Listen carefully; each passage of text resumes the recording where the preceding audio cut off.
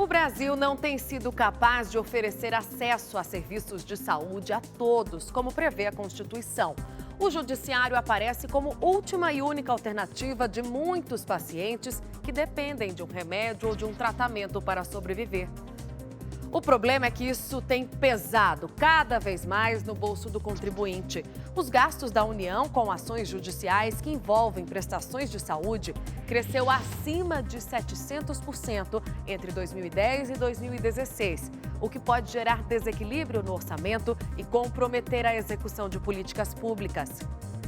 O Estúdio News começa agora.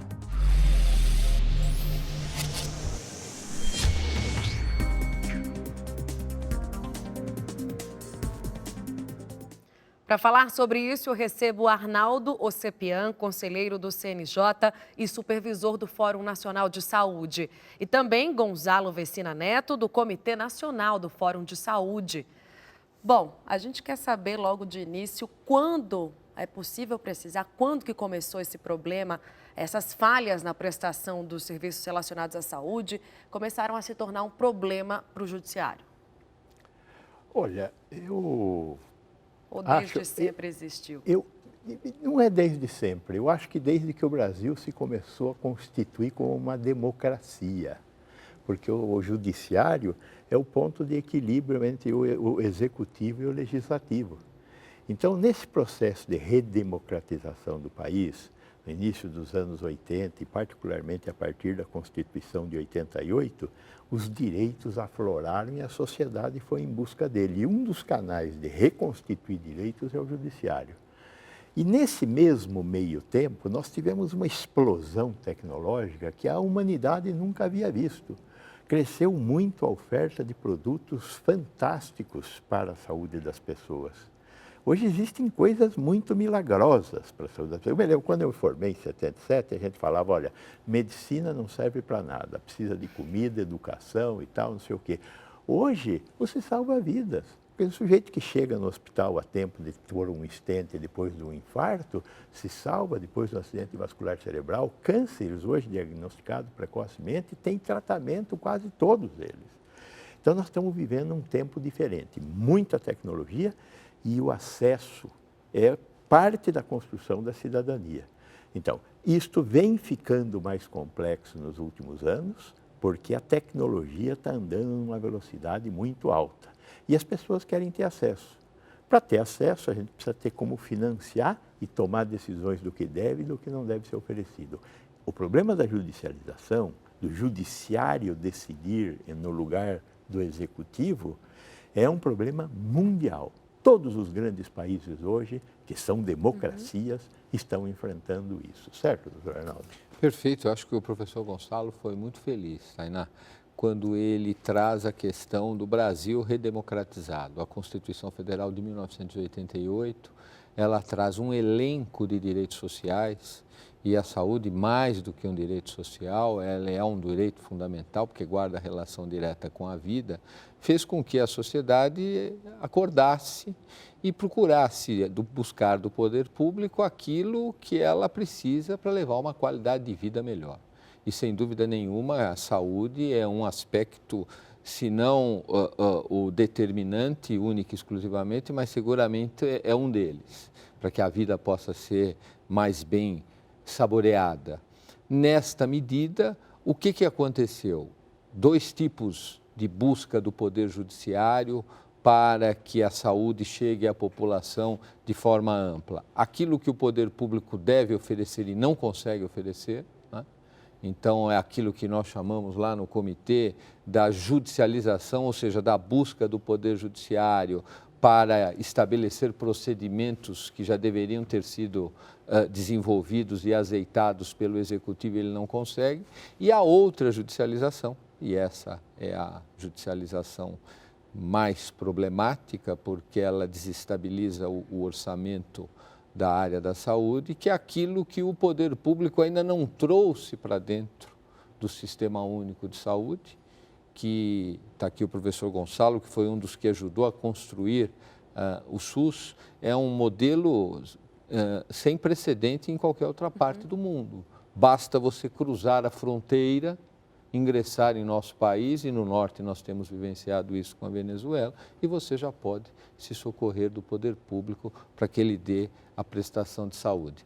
Então, esta outra judicialização daquilo que não está incorporado é esta também um viés que nós lá no Conselho Nacional de Justiça procuramos buscar alternativas para que quando chegue ao conhecimento do juiz um pleito desse, onde se busca uma tecnologia absolutamente inovadora, seja possível aferir o quanto daquilo trará melhora para a vida do demandante, para a vida do cidadão. Só para ficar mais claro, que tipo de demandas são essas? Por exemplo, o professor Gonçalo dizia aqui, hoje nós temos aí a tecnologia na área dos fármacos se desenvolvendo em velocidade supersônica. Então, um determinado medicamento que é lançado e oferecido como se ele tenha a capacidade de curar uma moléstia incurável, de trazer qualidade de vida para quem é portador de uma doença rara.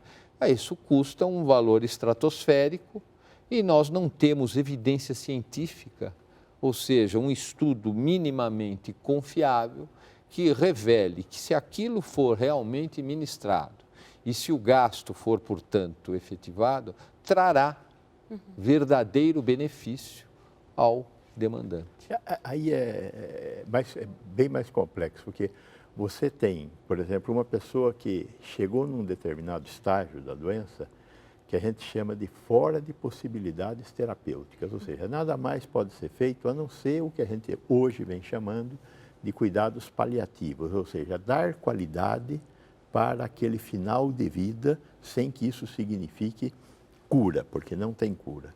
Sempre aparece alguém com alguma coisa milagrosa ou com algum medicamento que não tem indicação para aquela doença, mas algum médico resolve prescrevê-lo. Então, ao esse médico prescrever, isso acaba indo a um juiz. O juiz, nesse momento, está solitário numa decisão que é uma decisão de vida e morte. O que ele pode fazer? Então, aí entra um pouco dessas ações que nós estamos tentando desenvolver. Como apoiar o juiz para que ele possa tomar a sua decisão, que é dele. É dele, ele não pode renunciar a essa decisão. Agora, se eu tenho lá como informá-lo de que esse produto, que está tendo uma prescrição que não foi discutida, que não foi comprovada cientificamente, não deve ser utilizado. Ou então, um medicamento que ainda está em fase de testes e que ainda não foi comprovada a sua capacidade de curar realmente as pessoas. Existem muitos produtos assim. E existem muitos médicos que fazem esse tipo de prescrição. Uma parte são médicos inescrupulosos, outros estão tentando achar alguma saída milagrosa, né? Porque os médicos têm isso também, de achar que em determinados momentos tem um poder divino na mão que não tem. Então, neste momento, é fundamental que você, à luz da ciência e do conhecimento, diga, este produto não deve ser utilizado para isso. Isso está acontecendo, você vai na Inglaterra, a Inglaterra está fazendo isso, o Canadá está fazendo isso, a França está fazendo. Os países desenvolvidos estão fazendo análise da absorção de tecnologia baseada em evidências médicas. Agora, por outro lado, também tem a demanda básica, né, de um serviço que às vezes a pessoa não consegue um leito. Sem dúvida. Isso, como que resolve esse problema, que é o primário, né? Como fazer com que a pessoa, o paciente, não precise procurar a justiça para ter acesso à saúde? Ainda não tem jeito, isso ainda não tem. Então, veja, nós temos um sistema, o SUS, não é uma jabuticaba, é um sistema de saúde que foi baseado no sistema inglês, vem funcionando de maneira adequada e tem problemas de financiamento, tem problemas de gestão. Então, a questão da universalidade, atingir a toda a população, nós não conseguimos ainda. Nesse território, o judiciário tem nos ajudado, né? O problema da inexistência de uma política pública que se cumpra, que se realize, é um dos problemas que o judiciário tem que olhar. E aí, cobrar do agente do poder público, do secretário de saúde municipal, estadual, do ministro da saúde, que aquilo seja oferecido. Este é um papel importantíssimo do judiciário. através das suas diversas formas de manifestação, né? As procuradorias, os tribunais, buscar com que o agente do poder público responda àquilo que está na lei, tem que ser entregue. Porque nós temos que aí um jogo a ser jogado de aproximação de oferta de recursos com a demanda, a necessidade de recursos. Isso não tem acontecido, né, doutor? Então, veja, você perguntava aqui no início desse nosso encontro quando a questão começa a ganhar corpo. E o professor Gonçalo traz a vinda da nova Constituição e o brasileiro começar a se transformar em um cidadão. A caminhada ainda é longa, porque quando você fala em cidadão é direitos e deveres. Por enquanto, o que a gente verifica é uma hipertrofia da questão da busca dos direitos e os deveres vão sendo deixados de lado. Mas vamos falar da questão da saúde. Em 2009, o CNJ começa a diagnosticar, ainda na administração do Gilmar, um aumento muito grande da procura do Poder Judiciário para resolver questões de saúde. A saúde estruturante, que é essa que você acaba de me perguntar, e a outra, que o professor Gonçalo bem explicitou sobre a questão dessa tecnologia não suficientemente analisada. Por conta daquele primeiro estudo, vem o Comitê Nacional do Fórum da Saúde, que eu hoje supervisiono e tenho o privilégio de ter, entre outros integrantes, o professor Gonçalo como um dos membros titulares. O que nós construímos, e por meio inclusive de normativo para orientar o Poder Judiciário? Existe, a semelhança do Comitê Nacional, um Comitê Estadual da Saúde em cada um dos 27 unidades da Federação. Isto é algo obrigatório, desde 2016 há uma resolução do CNJ. E nestas comitês eu tenho lá presentes todos os personagens do sistema de justiça, do sistema de saúde.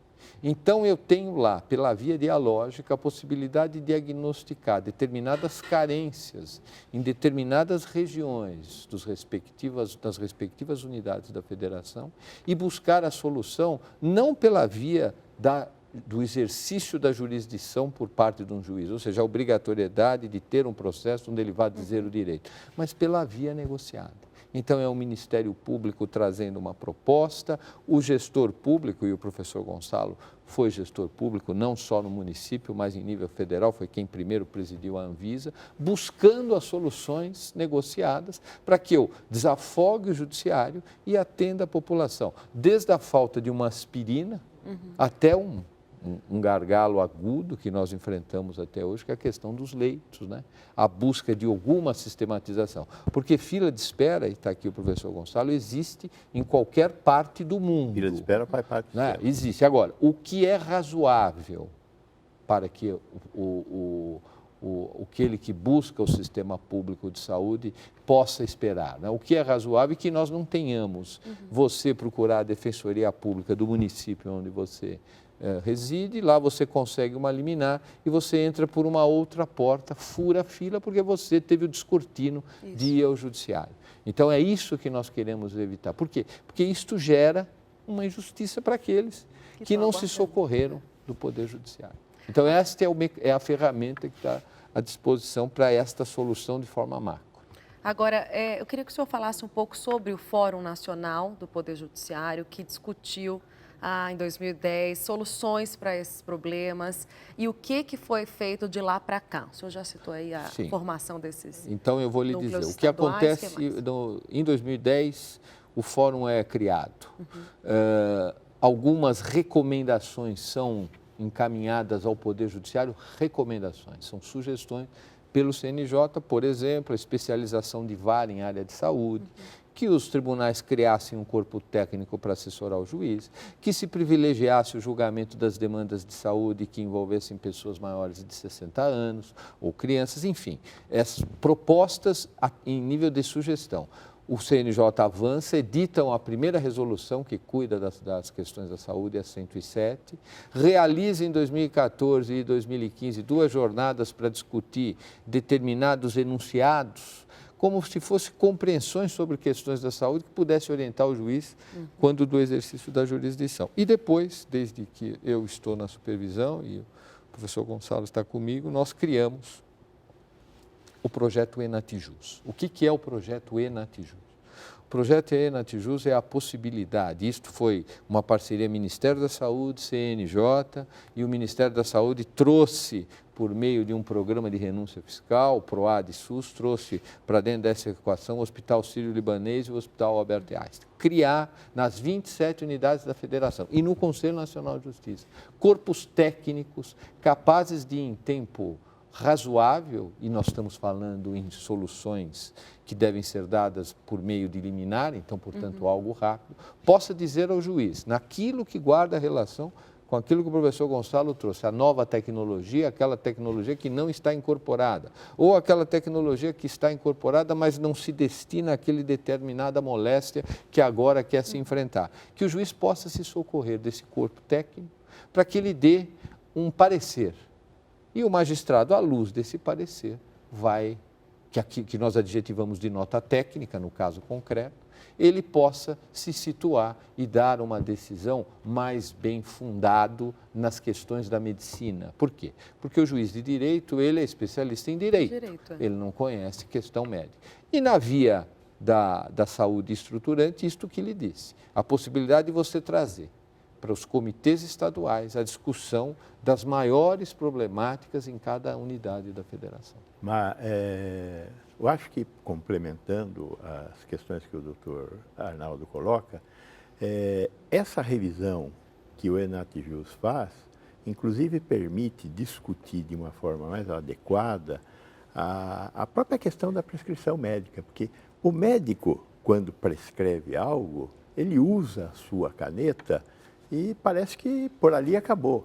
Agora o Enatijus pode voltar ao médico que fez a prescrição e falar, mas doutor, qual é a evidência que o senhor tem de que isto aqui pode ser usado desta forma que o senhor está propondo?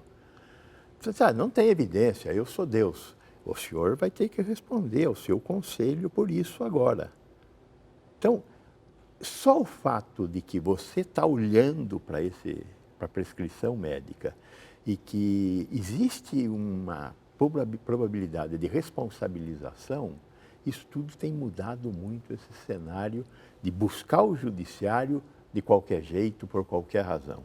E vários estados, nesses últimos meses, o índice de pedidos de judicialização tem caído vertiginosamente. Minas e Rio Grande do Sul são um exemplo muito evidente disso, por causa do bom funcionamento dos Enatijus e desse intercâmbio que está sendo feito entre a área da saúde pública e a judiciário. Né? E lembrando que o que é produzido pelos núcleos técnicos, os NATJUS, núcleos de apoio do Poder Judiciário, eles compõem uma base de dados que fica à disposição, seriada no CNJ, que tem as notas técnicas, ou seja, o caso concreto, e os pareceres técnicos científicos. Então, isso já serve para o juiz que vai julgar uma causa, tirar alguma dúvida ali. Ótimo.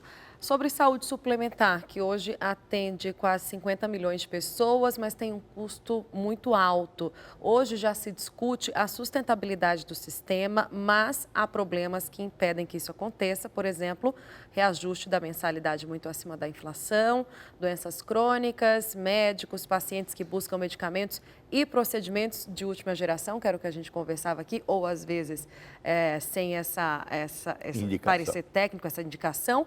Então, quais são as mudanças necessárias para que os planos de saúde comecem a atender de forma satisfatória? Veja, o problema é mais ou menos semelhante. A grande diferença é que a assistência médica supletiva, ela tem uma estruturação pior. É uma coisa interessante falar isso, mas é pior do que a do SUS.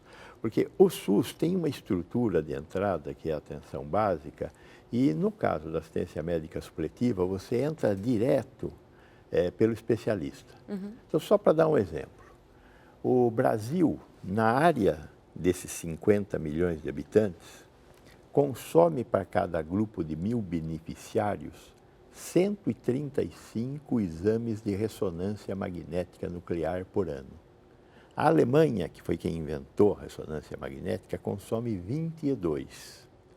Então, existe uma ineficiência no sistema de assistência médica supletiva que tem que ser resolvida pelo próprio sistema.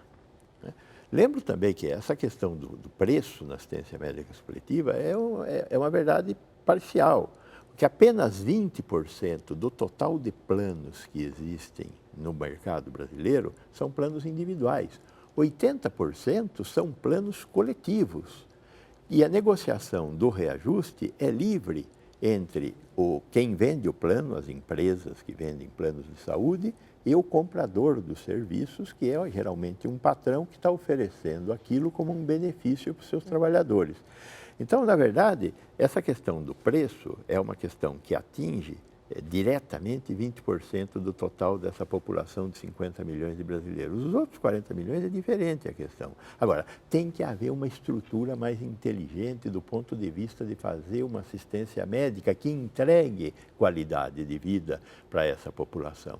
Este é um desafio que também a medicina privada tem que enfrentar e tem a ver com gestão. Nós temos que caminhar no sentido de fazer uma melhor gestão, tanto do público quanto no privado. Às vezes a gente acha que no privado não precisa fazer, tem que fazer uma melhor gestão. O gasto do setor privado em relação ao setor público per capita é o triplo. Enquanto eu gasto em torno de R$1.000 per capita ano aqui no setor público, eu estou gastando 3.000 no setor privado. E mesmo assim há discussões sobre a qualidade, sobre a entrega de tecnologia, e tem que ir judicializar e tal. Por quê? Porque é um problema de gestão que nós temos que resolver também na iniciativa privada. De que forma esses problemas se assemelham?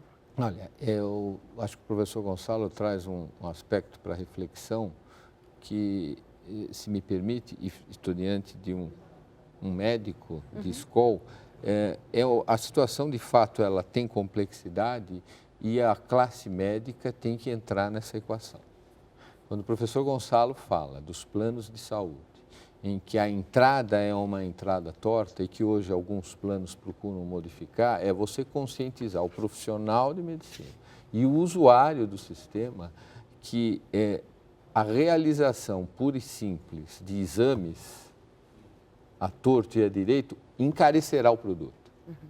Ou se estabelece algum critério, e a ideia é hoje o médico, o clínico geral, fazer a primeira anamnese e para depois avançar, e isto poder, em alguma medida, possibilitar algum equilíbrio nas contas. Do contrário, não vejo grandes soluções. É um negócio complexo essa história de que você fala: eu vou no médico e vou resolver o meu problema de saúde. Eu chego na farmácia e falo: me diga aí, que novidade você tem para mim hoje? Né? Quer dizer, você confundir consumo com saúde é um erro. E é um erro que é cometido pela população e é um erro que é cometido por nós profissionais de saúde também. Nós temos que evitar os dois erros. Isso significa fazer uma medicina melhor. Então, quando você vai querer consumir, fique sabendo que isso não significa mais saúde.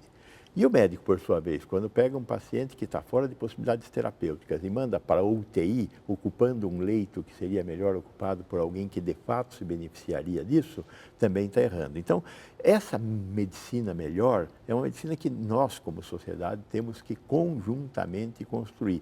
E aí é importante o judiciário, o legislativo, o executivo. O executivo tem que executar políticas públicas que foram desenhadas com a ajuda do legislativo.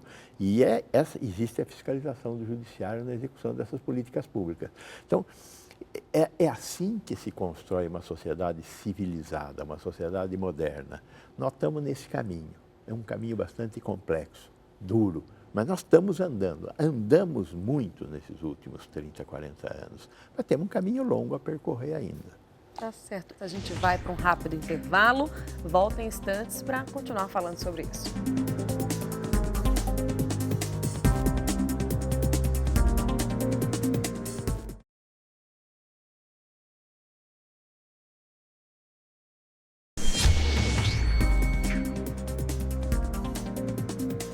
O Estúdio News está de volta. Hoje eu recebo o Arnaldo Ocepian, conselheiro do CNJ e supervisor do Fórum Nacional de Saúde, e Gonzalo Vecina Neto, do Comitê Nacional do Fórum de Saúde do CNJ. Bom, o modelo atual, ao que tudo indica, o que parece ser, prestigia o tratamento da doença e não o cuidado, a prevenção, promoção de saúde, de programas nessa área. Por onde essa mudança de mentalidade tem que começar, para o negócio começar a funcionar direito? Veja, eu acho que essa questão da prevenção, ela tem um componente que é o componente educacional. A responsabilidade do componente educacional é do governo, é do Estado, do setor público. Eu tenho que difundir esse componente educacional. Agora, a tomada de decisão de levar em conta que eu preciso emagrecer, que eu preciso ter atividade física, que eu tenho que controlar minha pressão, que eu tenho que controlar meu diabetes, que eu tenho que controlar os alimentos que eu utilizo, é uma tomada de decisão individual. Então, a questão da medicina preventiva nas sociedades desenvolvidas, ela não se resolve pela via da punição, ela se resolve pela via da informação e, eventualmente, de alguma premiação. Olha, você se emagrecer vai ter uma vida melhor.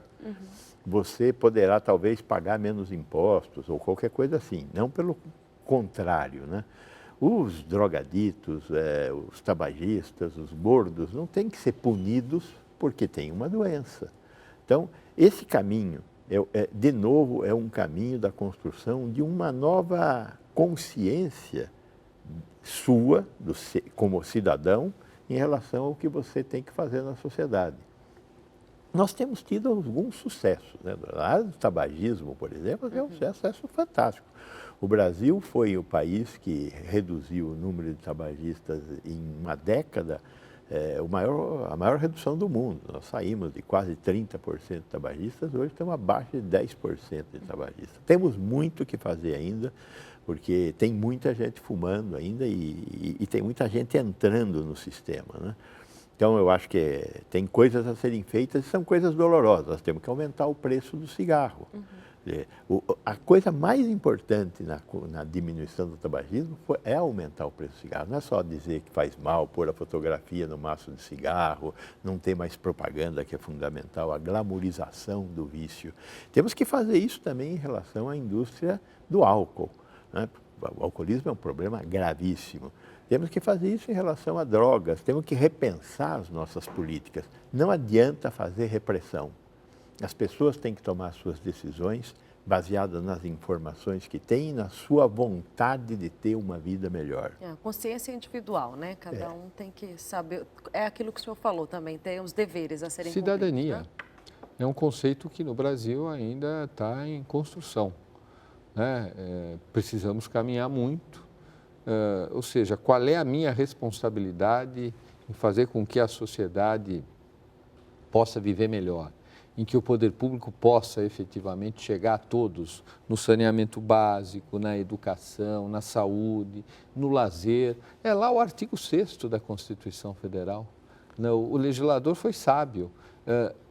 A saúde é a mais demandada na justiça, sem dúvida nenhuma, do que os outros direitos, educação, segurança.